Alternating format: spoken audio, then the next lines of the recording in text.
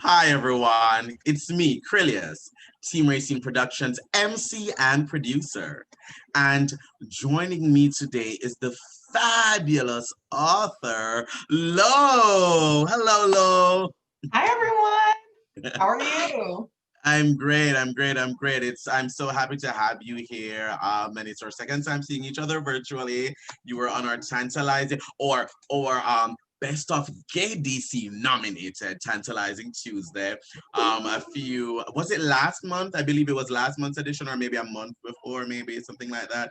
Time Yeah, is a blur time during is a COVID. blur during COVID. Time is a blur during COVID, but we had such a good time there, and I'm so glad to have you back here for us to really get into you. And I'm ready. I had so much fun. I had of so much course, of fun. course, of course. Lo, tell me. Let's begin. One, love the name Lo. Tell me how you came up with that. Tell me how you came up with that. Definitely. So Lo's actually a nickname that I've had for a Mm. really long time. People just call me Lo. And I know it's weirdly spelled, but I've always really liked the letter X. And I was like, I don't Same. care. It's a Yes. good letter. It's so good. It's so good. It's so good. It is so good. I'm like, I And don't it's care if it super doesn't make unique. sense. Yes, I don't yes. care if it's not phonetic. It has an Hmm. X, and this is how it's pronounced. It's There fine. we go. There we go. Honey, this is English. Anything can be silent. Any Exactly. letter can be silent if you want it to be. This is English. Give me a little bit about your background and how you got into writing. Tell me about that. Definitely. So I've been writing all my life. Hmm. It was the first thing that I ever thought that I was good at, but also Hmm. it was I'm the type of person who thinks a lot about Yeah. everything. I overthink everything, and it's very hard for me to let things go. But I Hmm. found that as I started writing things down and journaling, that it was actually a really good way for me to process and be done processing and not keep going Ah. back to that thing that I've been thinking about for weeks or months on end. It's just like, okay, I've written it down and now I can let it be. And so writing for me has been a very therapeutic um, mode of uh, getting to know myself. So yeah. Oh yeah. Very that I've been writing to for all my life as well. And so, when you get into that moment and you start putting pen to paper and you start writing or finger to keyboard, whatever it may be, and really, really crafting whatever story you're crafting or narrative or whatever it is that you're putting out there, it's so therapeutic. It's healing as well. And it's really a beautiful thing, especially if you have that writing spirit within you to do that. Let's talk a Yeah. little bit about this wonderful book that you previewed, you talked about, you mentioned on our Tantalizing Tuesday, that edition. Let's talk about it a little bit more in depth.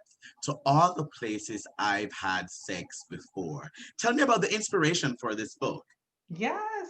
So if I can take it real far back, I'm part of a traveling book club, and we read Roxane Gay's Hunger.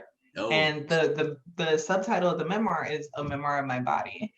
And what I did, what we read the book and we gave ourselves a piece of homework of like, let's go home and write 500 words of memoirs of our own bodies.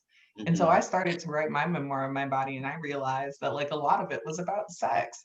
And after I wrote my 500 words, I was like, oh, I have so much more to say about Hmm. this. Yes.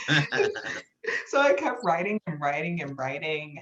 And eventually it turned into this manuscript, which is now a book. But I think the reason I had so much to say about it is because I think sex is one of those places where there's a lot of stigma, and it's not Definitely. a place Definitely. that we talk about a lot. And if we do, it might be on the surface level of like, ha ha ha Hmm. ha ha, ooh, a penis, or like, joking or whatever. But in my experience, I didn't really have that opportunity to talk about the more emotional levels of sex or relationships or communicating and boundaries and what those things actually mean. I Yeah. I felt more of like a more passive in like my sexual relationships. And so this Mm. was really an opportunity for me to put that pen to paper and understand more about the way that sex had shown up in my life and how I wanted it to continue to show up in my life. Ah, I like that. I like that. So, we just got the inspiration for the book. Tell me, since you finished the book, how has the book itself inspired you? What, during the process of writing the book, during the process of getting it together, what did you discover about yourself or notice about yourself? Definitely. So I think there are two main things. The first is about vulnerability, and the second is about ownership. Yeah. And so for vulnerability, I I like to think I'm a fairly open person, but I didn't realize how difficult it would be to like write some of these stories down. And then with each step of the process, it's like writing it down, and then my editor looks at it, and Yeah. then people actually buy it, and then my Yeah, because friends you're have thinking read like, it. yeah, like people are gonna like read this, It's always such a surprise. It's always such a surprise when someone is just like, "Oh yeah, I just finished reading your book," or like when they send me like a photo from a passage they're reading, they're like, "This really hit me," and I'm like, "Oh, you're reading it?" Like, oh, Yeah. it's a weird moment, and just like even being able to tell other people. So some of the people I know who bought it are like friends, but some of them are former colleagues, some of them Mm, are people I never thought I would be having conversations with about my sex life, of and so like course.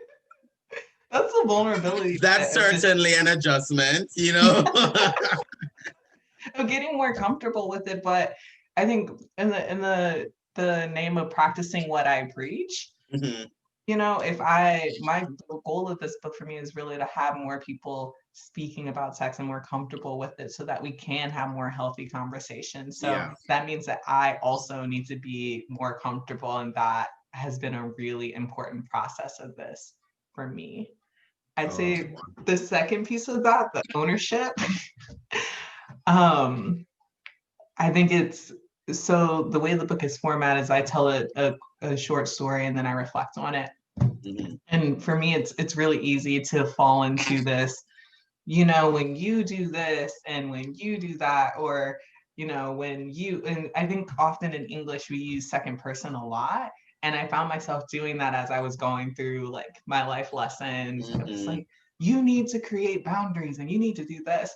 And what was hard for me was taking that you and flipping it to I and saying, Yes, this is what yes. I need to do. This is my experience. This is my journey. And I think for me, it was really hard, but also very powerful because it's so easy to just externalize and then say, this isn't my issue. Like, Mhm. this is general. Everyone has this problem. But actually owning my own stuff and owning Yeah. my own experiences um, set me free. So, Ah, I like that. I like that. Lo, tell me, because this book, it's personal. It's personal in a way. It's vulnerable, but it's also very open. Tell me which experience, and I guess this is a preview for those of you who haven't seen the book yet, but which experience was the most difficult for you to put into this book? yeah. There, so the one that comes to mind is the one I just talked to a friend about yesterday. And it's not necessarily my personal experience, but my judgment of someone else's experience. Hmm. And so it is this description of how a white woman claimed that like my black cousin had touched her in an inappropriate manner. And I think um it's like a double-edged sword. And I think we see it a lot of like, okay, as a black person, I've been often trained to believe, white women lie um lie on black men. Like they Yeah. weaponize their white women tears, they cry, like, and we saw it with Amy Cooper. We've seen it all the time where white women just do bad things for black people for the sake of maintaining their innocence, and then we're an evil black man. And so it was about the one of the most difficult parts for me was like reflecting on, okay, and I reacted in that manner. I was like, I don't believe you. But then on the flip side of that, when we don't believe women, like regardless of the racial identity, that is contributing to rape culture. And That so flip side is how important. Yeah, yep, yep. So it's a complex conversation. It's a exactly. very complex conversation. Yep, yep. Yeah. And so my thoughts around it is like, how do I reconcile that? And I still don't really have an answer for that. I regretted the fact that I just didn't believe her so quickly. Yeah. Um, but I also, it's like, how do I maintain that I know that these situations do happen and they happen a lot, and that race, that intersectionality between race changes the conversation, Yes, with the fact yes. that like, I don't want to be promoting rape culture, period. Wow, wow, wow. And this brings me to another point. When people read your book, what is the takeaway that you want them to have from that book? What what do you want audiences to garner from the book, to glean from the book, to walk away with when they are finished reading To Other Places I've Had Sex Before? Oh, Krylios, this is really hard for me, because as a person who's been writing my whole life, I'm like, I'm writing for me. I don't care what you Yes, get out of I this. know, right? I know, I know, I know, I know. Like, let me write this. And so it's something that I struggle with throughout, but I think my hope is that when readers read my story and they see my openness, my vulnerability, and just my own path, that they internalize that and think about their own relationships with sex, Yes. and to whatever extent they're comfortable with it, actually have those conversations, or even actually think about it. And maybe for them, it's just writing it down, but hopefully it's just a moment in time where you think about your own sexual journey and your path to sexual liberation, and whether or not you're being thoughtful about sex, or if you're being reckless about sex. So Uh, I like that. I like that. I like that. So, tell me about the future. What when it comes to writing, and you look forward to what's next, or what's the direction that you believe that you are heading in right definitely, I cannot put into words how just like powerful the experience of writing about my own like trauma, my own vulnerabilities was, and being able to share that. And so I want to continue writing about that. So this last one was an intersection between sexual health and mental health. And I want to write something that focuses on my own mental health and focuses on my relationship with death. I think now? there's like, especially the Black people, the amount of just like mental health issues, or like lack of attention to mental health, is just so pervasive. And Yes. if my story can help someone to like go seek help, or at least to understand where people with mental health issues are coming from, then that will be really, really meaningful for me.